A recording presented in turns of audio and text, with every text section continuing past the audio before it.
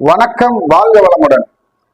இதுவரை என்னிடத்தில் ஜாதகம் பார்த்த எல்லாருக்கும் என் நன்றியை தெரிவித்துக் கொண்டு, இனி என்னிடத்தில் ஜாதகம் பார்க்க காத்திருக்கும் அன்பர்களுக்கும் என் நன்றியை தெரிவித்துக் கொண்டு, ஜாதகம் பார்ப்பதற்கு முன்பதிவு அவசியம் என்று சொல்றது எதுக்காகன்னு கேட்டீங்கன்னா, இந்த முன்பதிவு ஒரு 20 நிமிஷத்துல உங்க ஜாதகத்தை பார்த்து பலன் சொல்றதுக்கு பேரு பலன் இல்லைன்னு நினைக்கிற ஒரு ஆள்.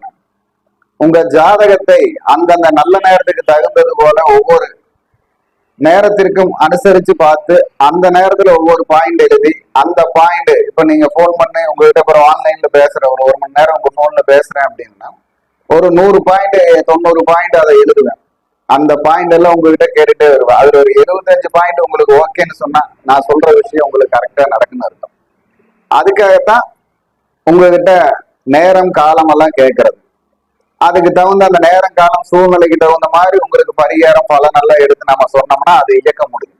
அதாவது நம்ம நிறைய முறையில ஜாதகத்தை பார்த்து தேர்ந்தெடுத்து அதுக்குண்டான விஷயங்களை எழுதி எடுக்கிறோம்.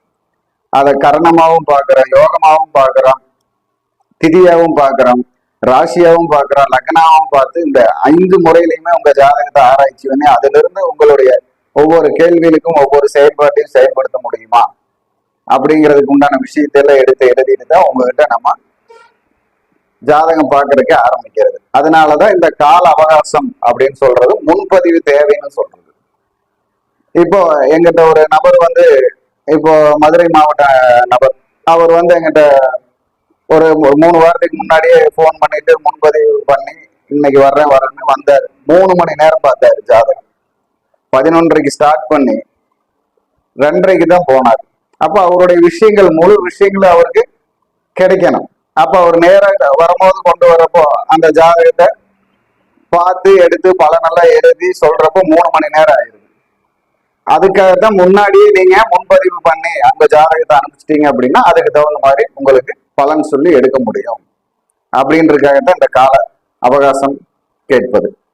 சரி, அப்போ இந்த பதிவு இப்போ ஒரு பதிவு என்னன்னு கேட்டீங்கன்னா, ஒரு ஜோதிட பதிவா நம்ம பார்க்க போறது, லக்னத்திற்கு ராசி 12ஆக அமைந்தால், அதே போல லக்னாதிபதி ராசிக்கு 12இல் அமைந்தால், அதே போல ராசியாதிபதி ராசிக்கு 12இல் அமைந்தால் எப்படி இருக்கும் பொதுவா அப்படிங்கிறத நம்ம தெரிஞ்சுக்கணும்.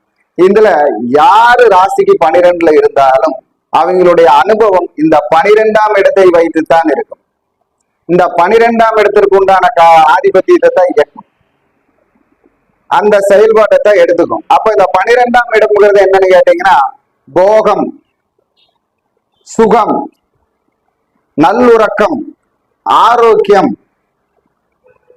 அதே மாதிரி பொருத்தம், செயல்பாடு, தொழில், லாபம், இரட்டிப்பு லாபம், மெருகு கூட்டு லாபம், அதாவது யோகத்தையும் மெருகு கூட்டி தற்காத்து வைத்துக் கொள்ள முடியுமாங்கிற லாபம், மோட்சம், அதே மாதிரி விமோச்சனம்,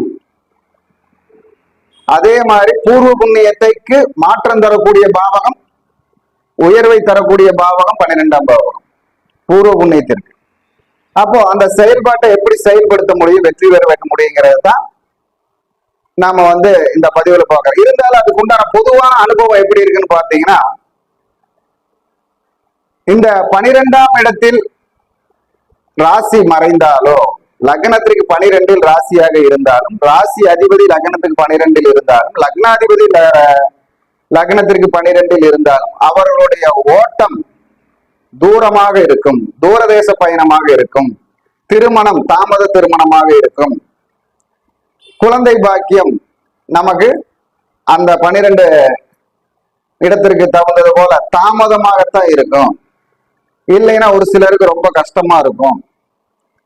அதே மாதிரி பூர்வீக சொத்தை விட்டு வர்றது, வெளியில வர்றது, பூர்வீக சொத்துல ஒரு சந்தோஷம் இருக்காது. பூர்வீக சொத்து ஒரு கோடி கணக்குல வைக்குதுன்னு பாத்தீங்கன்னா நமக்கு அதுல 10 லட்சம் 5 லட்சம் தான் கிடைக்கும். அந்த மாதிரி ஒரு அமைப்பு வந்துடும். கூடப்பிறப்பு எல்லாம் நம்மளை ஏமாற்றக்கூடிய ஒரு தகுதியும், கூடப்பிறப்புகளால் நமக்கு பேச்சுவார்த்தை இல்ல கூடாத ஒரு தகுதியும் அந்த ஜாதக அமைப்பு கொடுக்கிறது. அதை நம்ம எப்படி சரி பண்ணிக்கிறதுக்கு நம்ம ஜாதகத்தில் வழிவகைகள் இருக்கிறது. இப்ப நீங்க பொதுவாகவே இந்த ராசி லக்னத்திற்கு 12ஆக வந்தால் அந்த அமைப்பை பாத்தீங்கன்னா தெரியும். வேலையே அவங்க ஊரை விட்டு ஒரு 120 கிலோமீட்டரு 80-90 கிலோமீட்டருக்கு அந்த பக்கம் தான் இருக்கும். இல்லைன்னா 150 கிலோமீட்டருக்கு அந்த பக்கமா இருக்கு, இல்லைன்னா 3000 கிலோமீட்டருக்கு அந்த பக்கமா இருக்கும். 3000 கிலோமீட்டர்னா வெளிநாடு எடுத்துக்கலாம். வெளிநாடுனா துபாய், சிங்கப்பூர், மலேசியா, அந்த மாதிரி நாட்டுல சம்பந்தம் இல்லாத நாட்டுல போய் வேலை செஞ்சு மனப்பதட்டத்தோடயே இருப்பாங்க. வேலை செய்யறப்போ வேலை வாய்ப்பு இருக்கும், படிப்பு இருக்கும், அறிவு இருக்கு, அது செயல்படாது. சம்பாத்தியம் அவருக்காக நிலையாக செயல்படாது. குடும்பம், அதாவது இந்த 12க்கு அடுத்தது வந்து ஜென்மம் ஆயிடுது, மானம் மரியாதை எல்லாம் ஆயிடுது. அப்ப இதை நிலைநிறுத்தணும், அதை காப்பாற்றணும் அப்படிங்கிற மாதிரி, அதுக்கு அடுத்தது குடும்பத்துக்காக காப்பாற்றணும், சம்பாதிக்கிறதெல்லாம் இந்த மாதிரி விஷயத்துக்கே பயன்படுத்தி அவர்களுக்கு உண்டான சேமிப்பை குறைத்துக் கொள்வார்கள். அவர்களுக்கு உண்டான நம்பிக்கை போயிடும். அவரோட வாழ்க்கைக்கு தேவையான விஷயத்தை செயல்படுத்துறப்போ அவருக்கு செயல்படாது. அப்போ அந்த விஷயங்கள் எப்படி நம்ம செயல்படுத்த வேண்டும் அப்படிங்கிறதும் நம்ம ஜாதகத்திலே இருக்கு. ஏன்னா ஒரு வியாதி வருதுன்னா அந்த வியாதிக்கு உண்டான மருந்தும் இந்த பூமியில தான். அந்த மாதிரி ஒரு ஜாதகர் பிறக்கிறாருன்னா அவருடைய நல்லது கிட்டதுக்கு உண்டான எல்லா விஷயமும் இந்த பூமியில இருக்கு. அதை எந்த இடத்துல செயல்படுத்த முடியுங்கிறத எடுத்துக்கணும். ஏன்னா பொதுவாகவே 12ஆம் இடத்திற்கு உண்டான விஷயத்திற்கு உண்டான இயக்கம் தான் அதிகமா இருக்கும். அப்போ இந்த 12ஆம் இடத்த அதிபதியோட நமக்கு தொடர்பு கொள்ளக்கூடாத அதிபதிகள் யாரா இருக்கணும்? 9-8 கூடையவர் தொடர்பு வரக்கூடாது. ஏன்னா 9-8 கூடையவர் இந்த 12ஆம் அதிபதியோட தொடர்பு கொண்டால் அந்த 9ஆம் இடத்துக்கு உண்டான பாக்கியம் செயல்படாது. அதுவும் வெளியூர்லயே தான் இருக்கும். அந்த 8ஆம் இடத்துக்கு உண்டான அவமானம் செயல்படும். ஏன்? குடும்பத்திலிருந்து வெளியேற்றும், குடும்ப உறவுகளை பிரிக்கும், தொழில் ஒரு தொழில் இருக்கக்கூடாது, தொழில் மாற்றத்தை கொடுக்கும். 7 வருடம் ஒரு தொழில் செய்தால் 4 வருடம் ஒரு தொழில், 4 வருடம் ஒரு தொழில் செய்தால் 3 வருடம் ஒரு தொழில், அப்படிங்கிற மாதிரி அமைப்பு கொடுக்கும். அதே போல 10-13 வருடம் ஒரே இடத்தில் இருக்கக்கூடிய தொழிலாக கொடுக்கும். அது உள்ளூரிலாக இருக்காது, வெளியூரிலாக இருக்கும், இல்லையா வெளிநாட்டிலாக இருக்கும். அப்போ இந்த செயல்பாடை அனுபவிக்கக்கூடிய அமைப்பு தான் இந்த ராசி 12ல் அமைந்தால், லக்னத்துக்கு 12ல் அமைந்தாலும், லக்னாதிபதி லக்னத்துக்கு 12ல் அமைந்தாலும், ராசியாதிபதி லக்னத்துக்கு 12ல் அமைந்தாலும் வரக்கூடிய சூழ்நிலை. அப்ப இந்த சூழ்நிலை மாற்றக்கூடிய சக்தி நம் ஜாதகத்தில் இருக்கிறது.